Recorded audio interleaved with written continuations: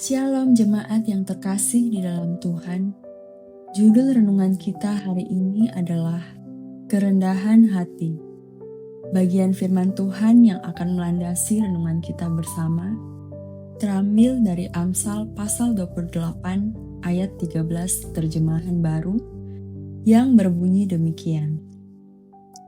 Siapa menyembunyikan pelanggarannya tidak akan beruntung. Tetapi siapa mengakuinya dan meninggalkannya akan disayangi. Menyembunyikan sesuatu adalah salah satu keahlian manusia ketika berada dalam situasi yang terjepit dan situasi itu tidak menguntungkan dirinya. Seperti ketika seorang anak yang tidak sengaja menjatuhkan barang kesayangan ayahnya, lalu membuangnya ke tempat sampah. Ketika ayahnya mencari barang tersebut, dia berbohong agar tidak mendapatkan hukuman dari ayahnya. Atau seperti ketika seorang pemimpin yang gagal memimpin anggotanya, kemudian menyalahkan anggotanya atas kegagalannya. Dengan kata lain, seseorang ingin terlihat tidak bercacat celah. Seseorang ingin mendapatkan penilaian yang baik atas performanya, sekalipun harus mengorbankan orang lain atas kesalahannya. Apakah situasi ini terdengar asing di telinga kita? Tentu tidak, sebab situasi ini dialami oleh manusia yang pertama. Ketika Allah memberikan perintah untuk memakan buah semua pohon yang ada di Taman Eden, kecuali yang di tengah-tengah taman, tetapi ketika mereka termakan godaan ular dan akhirnya memakan buah yang dilarang itu, tidak ada satupun di antara mereka yang bersedia disalahkan. Kesombongan mereka membuat mereka saling tuduh-menuduh. Tetapi, apakah Tuhan tidak tahu apa yang terjadi dalam taman tersebut? Tentu Tuhan tahu. Namun Tuhan tetap bertanya untuk melihat apakah manusia yang telah jatuh dalam dosa itu bersedia mengakui kesalahan mereka atau tidak.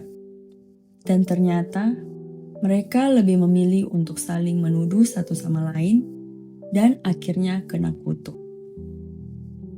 Dari kebenaran tersebut, kita menemukan bahwa kecenderungan manusia ketika melakukan kesalahan adalah dengan menutup-nutupi kesalahan tersebut.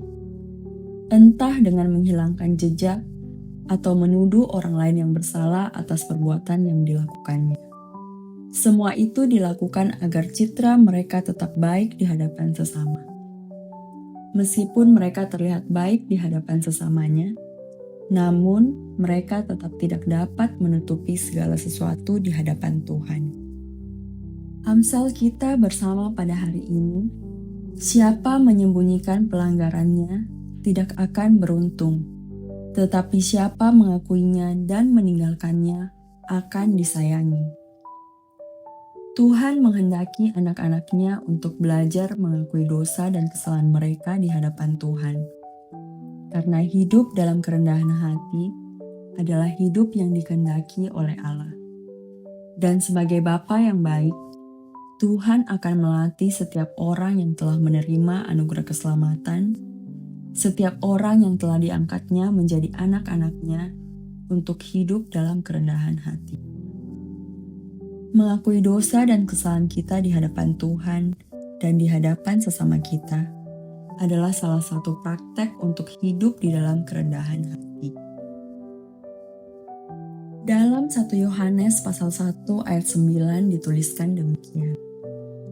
Jika kita mengaku dosa kita, maka Ia adalah setia dan adil, sehingga Ia akan mengampuni segala dosa kita dan menyucikan kita dari segala kejahatan.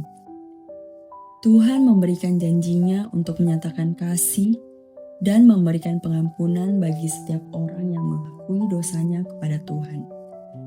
Sebagai Bapa kita yang bertahta di dalam kerajaan sorga, Dia ingin agar kita hidup dengan rendah hati di hadapannya dan juga sesama kita untuk memperkenalkan budaya kerajaan sorga yang sangat jauh berbeda dengan budaya dunia ini.